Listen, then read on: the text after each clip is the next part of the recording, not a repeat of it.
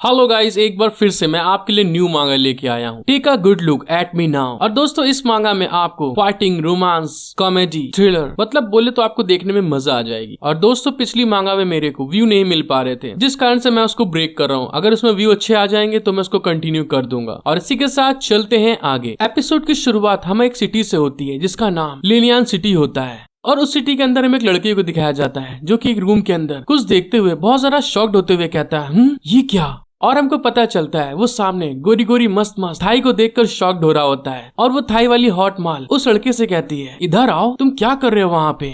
और इसके ऐसा कहने के कारण जो वो लड़का होता है वो वहाँ पे थोड़ा घबरा रहा होता है। और तभी वो हॉट सेक्सी लेडी जो होती है वो अपने हीरो की तरफ उंगली से इशारा करते हुए कहती है, हे बेबी, इधर आओ, तुम वहाँ पे क्या कर रहे हो? और दोस्तों, मैं आपको बता दूं, ये जो लड़का होता है यही हमारा मेन हीरो होता है। उस लेडी की इस तरह की हरकत को देखने के बाद में और उसकी बात सुनकर वो जो लड़का होता है वहाँ पे बहुत ज्यादा ब्लश कर रहा होता है और शॉक भी होता है। और तभी अपने मन में सोच रहा होता है, आखिरकार ये किस तरह की सिचुएशन में फंस गया हूँ मैं। और जब वो इस बारे में सोच ही रहा होता है तभी अचानक से गेट टूटने की आवाज आती है और वहाँ पर कोई गेट को तोड़ते हुए रूम के अंदर आ रहा होता है, जिसको देखने के बाद में अपना हीरो वहाँ पे शॉक्ड होते हुए कहता है, ये कौन है? और वो जो लेडी होती है वो भी वहाँ पे घबराते हुए कहती है, कौन है वहाँ पर? जो लड़का गेट तोड़ के अंदर आया होता है अपने हीरो की तरफ देख के गुस्साते हुए कहता है, हे, जाहिर तौर पर अगर तुम यहाँ हो तो मेरी बहन कहाँ है? उसको ऐसा देखने के बाद में जो अपना हीरो होता है वहाँ पे बहुत ज्यादा घबराते हुए कहता है, अरे मेरे साले जी, इस जगह पर मैं पूरी तरह से अकेले हूँ। जब से मैं तुम्हारा जीजा बना हूँ तब से मैं अकेला ही हूँ। अपने हीरो की ये बात सुनने के बाद में जो उसका साला होता है उसके ऊपर गुस्साते हुए उससे कहता है, तुम वो जियाओ, तुम कमीने हो, और यहाँ तक कि मेरी बहन की रात को भी तुम दूसरी औरत के साथ में बिस्तर पे बिता रहे हो।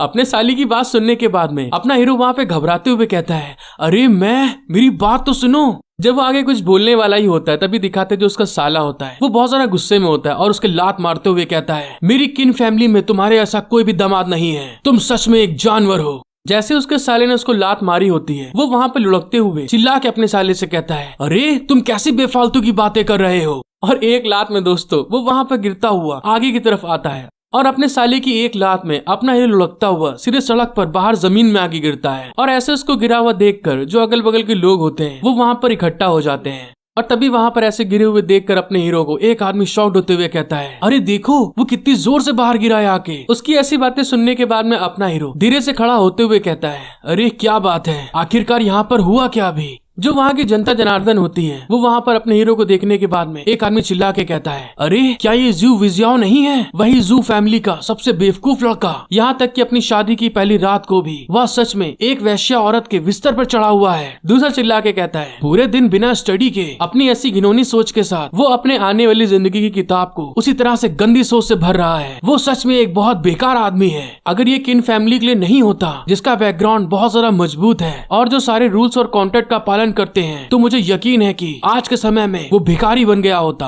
उन लोगों की ऐसी बात सुनने के बाद में जो अपना हीरो होता है वो वहाँ पर बहुत ज्यादा शॉक्ड हो जाता है, घबरा रहा होता है कि मेरे बारे में आखिरकार इन लोग ऐसा कैसे कह सकते हैं। और फिर वहाँ पर घबराते हुए अपने मन में सोचता है, आखिरकार इस सिचुएशन में अब मुझे क्या करना चाहिए। और तभी उसके दिमाग में एक बेवकूफ भरा आइडिया आता है, क्या मुझे इस दुनिया को क्रॉस करके दूसरी दुनिया में रिइनकार्नेट हो जाना चाहिए? और अपने हीरो ने जैसे इस बारे में बोला होता है तभी अचानक से उसके सर में बहुत ज्यादा दर्द होने लगता है, जिस कारण से वो चिल्ला के कहता है, ऐसा लगता है कि जैसे मेरी कुछ मेमोरी खो गई है, सच में मेरे सर में बहुत दर्द हो रहा है। और वहाँ पे दर्द के मारे वो बुरी तरह से चिल्ला रहा होता है। और तभी हमें कुछ समय बाद का सीन दिखाया जाता है। अपने हीरो की आंखें किसी और जगह पर खुलती हैं और तभी वो वहाँ पर अपने सर को दर्द के मारे पकड़े हुए कहता है, सच में मेरे सर में बहुत दर्द हो रहा है।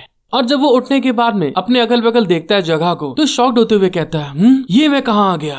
और फिर जब वो पूरी तरह से देखता है तो घबरा जाता है और तभी घबराते हुए चिल्ला के कहता है, हे भगवान, ये तो बहुत बड़ा कटोरा है, आखिरकार ये कहाँ से आ गया? उसने जैसे इस बारे में बोला होता है तभी उसको पीछे कुछ फील होता है और जब वो पीछे पलट के देखता है तो शॉक्ड होते हुए कहता है, ये क्या? और हमें पता चलता है उसके पीछे एक बहुत बड़ा जाइंट ओल्ड मैन होता है जो कि अपने हीरो को देख के चिल्ला के कहता है, तुम कुतिया के पिल्ले। उस ओल्ड मैन को देखने के बाद में जो अपना हीरो होता है वो बुरी तरह घबरा जाता है। उसकी आंखें एकदम फटी की फटी रह जाती हैं, उसके बाल एकदम हवा में उड़ जाते हैं और तभी वो घबराते हुए चिल्ला के कहता है, ये तो एक डीमन है, अरे नहीं, मुझे मॉन्स्टर ने पकड़ लिया।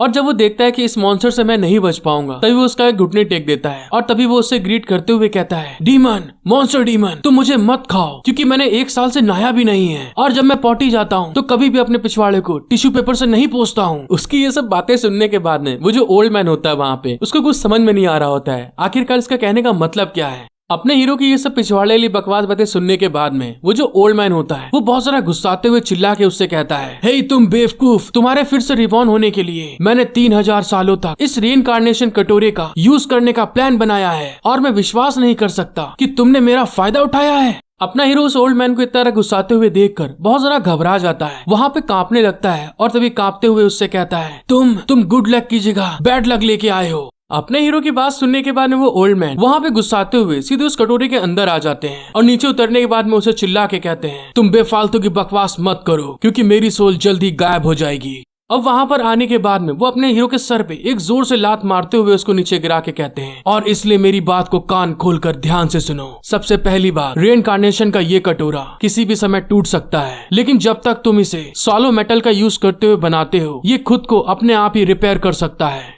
फिर वो कहते हैं दूसरी बात, ये रीइंकार्नेशन वाला कटोरा जब अपने को रिपेयर करेगा तो ये दोबारा लिक्विड एनर्जी को फिर से एब्सॉर्ब करेगा अपनी पावर को रीजनरेट करने के लिए। और जब इस चीज के बारे में वो बोल रहे होते हैं तो उनका जूता वहाँ से फट गया होता है, जिस कारण से उनके अंगूठे और पैरों के पास से बहुत जोर से बदबू आ रही होती है। फिर वो ओल्ड मैन तीसरी बात बताते हैं, जब ये रीइंकार्नेट करने वाला कटोरा अपनी एनर्जी को लिक्विड फॉर्म में रिपेयर करेगा तो उसके बाद आप अपनी फिजिकल कल्टीवेशन को बिल्कुल सही से यूज कर सकते हैं। और जब ये बोल रहे होते हैं दोस्तों तो इस बार तो बुढ़ाओ की जो गंध होती है पैर की वो बुरी तरह से उसके नाक पे फैल जाती है और उसकी आंखें एकदम फटना स्टार्ट हो जाती है उसकी बदबू के कारण। फिर ओल्ड मैन उसको चौथी बात बताते हैं, ये रीइंकार्नेशन वाला कटोरा आपकी सोल को इम्प्रूव और सुधार कर सकता है और अब बुढ़ाओ के पैरों की बदबू के कारण अपने हीरो का कॉन्शियस माइंड भी बिल्कुल हिलना स्टार्ट कर देता है। फिर वहाँ पर ओल्ड मैन अपने हीरो को पांचवी बात बताते हैं, इससे लोगों को ताओवाद को समझने और मार्शल आर्ट की दूसरे सीक्रेट्स मेथड को आसानी से समझने में मदद मिल सकती है। और छठवीं बात, और जैसे ही उन्होंने छठवीं बात बोली होती है अपना हीरो गुस्से के मारे वहाँ से खड़ा होता है और ओल्ड मैन के ऊपर कस के एक घूंसा मारते हुए कहता है, छठवीं बात, आपके पैरों से बदबू आती है। क्या आपको पता भी है कि आपके पैरों से कितनी ज्यादा तीखी बदबू आ रही है? अपने हीरो का एक घूंसा खाने के बाद में वो ओल्ड मैन पीछे जमीन पे जाके गिर जाते हैं और फिर अपने हीरो की तरफ देख के गुस्साते हुए कहते हैं, मैंने तुम्हें बहुत सी चीजें सिखाई, तुम आखिरकार मुझसे ये कैसे कह सकते हो कि तुम्हारे मास्टर के पैरों से बदबू आती है? तुम सच में एक बहुत ही बेकार डिसाइपल हो जो अपने गुरु की इंसल्ट करता है और अपने पूर्वजों का अपमान करता है। अपना हीरो गुस्साते हुए उस ओल्ड मैन के पास आकर उसके कॉलर को पकड़ते हुए गुस्सा के कहता है, अगर ऐसा है तो जाओ, मर जाओ तुम। मैंने तुमसे कब कहा कि तुम मुझे अपना डिसाइपल बना लो? अपने हीरो की ये बात सीधे ओल्ड मैन के दिल पे लग जाती जाकर और तभी वो बहुत ज्यादा गुस्साते हुए अपने हीरो को चिल्ला के कहते हैं, तुम एक बदबूदार लड़के हो, तुम्हें मेरी बात माननी होगी, अब जल्दी से मेरे सामने घुटने टेको। उन्होंने जैसे इस बारे में बोला होता है तभी अचानक से उनको कोई शॉक लगता है और अपने मन में सोचते हैं, ये क्या हुआ, धत तेरे की, मेरा टाइम खत्म हो गया। और जब वो इस चीज को फील करते हैं कि अब उनका टाइम खत्म हो गया है, अब इनको इस दुनिया को छोड़ के जाना होगा, तभी वो जाते हुए उनके पास से एक स्क्रोल होता है, अपने हीरो को देते हुए कहते हैं, इस स्क्रोल में मेरी पूरी जिंदगी का चिट्ठा लिखा हुआ है जिसे मैंने अपनी पूरी जिंदगी में लिखा है, स्वॉर्ड ऑफ साइलेंस और यिंग यांग मेडिकल स्किल्स। अपना हीरो इतनी बातें करने के बाद में भी दोस्तों बिल्कुल बेशरम होते हुए अपने हाथ को आगे बढ़ा लेता है उस स्क्रोल को लेने के लिए कि लाओ लाओ दे दो। और ओल्ड मैन वहाँ से जाते हुए अपने हीरो से कहते हैं, आज मैं पूरी तरह से डिसअपीयर हो जाऊंगा, मुझे आशा है कि आप मेरी विरासत को अच्छी तरह से जारी रखेंगे। अपना हीरो वहाँ पर उस ओल्ड मैन के स्क्रोल को लेते हुए उसको देखते हुए कहता है, द स्वॉर्ड ऑफ साइलेंस और यिन यांग मेडिकल स्किल। ये साउंड सुनने में बहुत ज्यादा स्ट्रॉन्ग लग रहा है, लेकिन जब वो उस स्क्रोल को सूंघता है तो उसके अंदर फिर से वही ओल्ड मैन की बदबू घिनौनी महक होती है, जिसको सूंघने के बाद में उसकी आंखें एकदम फटी की फटी रह जाती हैं और उस बदबू के कारण वो वहाँ पर बुरी तरह से उल्टी करने वाला होता है। और उस चीज को फील करने के बाद में वो चिल्ला के कहता है, ऐसा लग रहा है जैसे मैं मरने जा रहा हूँ, ये बहुत ज्यादा बदबूदार है, एक कूड़े से भी बहुत ज्यादा बदबूदार। जब वो इस बारे में बोल रहा होता है तभी वहाँ पर उस ओल्ड मैन की सोल का आखिरी टुकड़ा भी वहाँ पर डिसअपीयर होते हुए अपने हीरो को देख के स्माइल करते हुए कहता है, अरे मुझे माफ कर देना, मैंने पहले से ही इन सोल के रूप में अपनी इस 2 लाइफ की जिंदगी के बारे में इस स्क्रोल के अंदर लिखा हुआ है और इतने समय तक इसका यूज किया है जिस कारण से इसमें बदबू आ रही है। अपना हीरो वहाँ पर उस ओल्ड मैन की बात सुनने के बाद में बेहोशी हालात में चिड़चिड़ाते हुए ओल्ड मैन से कहता है, ये बुढ़ा सच में बहुत ज्यादा बदतमीज और घिनौना है। और वहाँ पर दोस्तों उस बदबू के कारण उसको वहाँ पे चक्कर आ रहे होते हैं। तभी अचानक से उसकी आंख नॉर्मल लाइफ में खुलती है और वहाँ पर उठने के बाद में इधर उधर देखते हुए वो शॉक्ड होते हुए कहता है, ये तो मैं फिर से नॉर्मल हो गया, क्या ये मेरा सिर्फ एक सपना था? और जब वो इस बात को कहने के बाद में अपने सोल सी के अंदर झांक के देखता है तो शॉक्ड होते हुए मन में सोचता है, अरे नहीं, ये तो सच है। उस बुड्ढे की पूरी जिंदगी की कहानी के स्क्रोल मेरे दिमाग के अंदर है। और इस बात को सोचने के बाद में वो वहाँ पर बहुत सारा क्रीपी स्माइल दे रहा होता है। फिर वहाँ पर खड़े होने के बाद में खूब जोर जोर से हंसते हुए चिल्ला के कहता है, मैंने तुम्हें पहले ही अपनी ओर देखने दिया था, इस बार सच में मैं तुम्हारे ऊपर जवाबी हमला करूंगा। और वो इतनी तेज चिल्ला रहा होता है दोस्तों कि बगल में चिड़िया निकल के जा रही होती, वो भी वहाँ पर खिसिया जाती है, ए धीमे चिल्ला, तेरी बकवास फिर से शुरू हो गई। अपने हीरो को इस तरह चिल्लाते हुए देखकर जो सिटी के लोग होते हैं अपने हीरो को घूर के देखते हुए चिड़चिड़ा के कहते हैं, क्या ये जू वॉजियोंग पागल हो चुका है? हाँ, वो पागल हो गया है और ये पागल होने के लायक है। ये जानवर हमारे लिन सिटी के लिए अपमान के लायक है। तभी एक आदमी अपने बेटे से कहता है, बेटा उस बेवकूफ होचू इंसान की तरफ मत देखो, चलो चले यहाँ से, उस पागल इंसान के ऊपर ध्यान मत दो, चलो जल्दी यहाँ से निकले। अपना हीरो उन लोग की ये बात सुनने के बाद में एकदम शॉक्ड हो चुका होता है कि आखिर इन लोग मेरे बारे में ऐसा कैसे कह सकते हैं। और वो अपने हाथ की तरफ देखते हुए अपने मन में सोचता है, धत तेरे की, ऐसा लगता है कि जो इस बॉडी का पुराना ऑनर था वो बहुत ज्यादा परेशानी में पड़ गया होगा और उसका लक सच में बहुत ज्यादा खराब है। और जब वो इस बारे में सोच रहा होता है तभी उसके पेट में अचानक से भूख के कारण बहुत ज्यादा आवाज आने लगती है। और फिर वो वहाँ पर इस चीज को फील करने के बाद में वो आगे बढ़ते हुए अपने मन में सोचता है, चलो कोई बात नहीं, पहले मैं अपने पेट को भरने का इंतजाम करता हूँ, फिर मैं अपने साले के पास जाकर अपना बदला लूंगा। जब वो आगे की तरफ जा रहा होता है तभी सामने कुछ देखने के बाद में बहुत ज्यादा शॉक्ड होके कहता है, अरे वाह।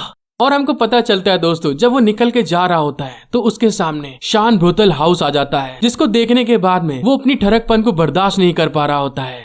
हेलो गाइस, आपको वीडियो पसंद आती है तो सब्सक्राइब, लाइक, शेयर, कमेंट जरूर करिएगा। और हाँ दोस्तों, मुझे आपके सपोर्ट की बहुत जरूरत है और जिस कारण से एक दिन में 1K व्यू जरूर करवा दीजिए। और इसी के साथ मिलते हैं हम लोग नेक्स्ट एपिसोड में। Thank you for watching my video, love you all.